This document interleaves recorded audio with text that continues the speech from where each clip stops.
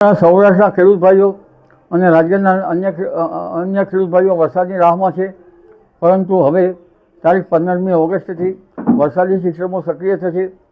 Cyclonic circulation અરબ સાગરમાં થવાની શક્યતા રહે છે. બંગાળ ઉપસાગરમાં પણ તારીખ 17 ઓગસ્ટથી મજબૂત સિસ્ટમ બનશે. એટલે અરબ સાગરની સિસ્ટમના કારણે તારીખ 19, 20, 21, 22માં દક્ષિણ સૌરાષ્ટ્રના ભાગોમાં ભારેથી ધીમાર વરસાદ થવાની શક્યતા રહે છે. આ ઉપરાંત 17 ઓગસ્ટવાળી સિસ્ટમ લગભગ 19, 20માં મધ્યપ્રદેશ અને ગુજરાતના ભાગોમાં આવતા ગુજરાતના કેટલાક ભાગોમાં ભારેથી અતિભારે વરસાદ થવાની શક્યતા રહે છે. સરદાર સરોવર ડેમની પાણીની સપાટી વધવાની શક્યતા રહે છે અને આ વરસાદના કારણે કેટલીક નદીઓમાં પૂરની સ્થિતિ પણ રહેવાની શક્યતા રહે છે.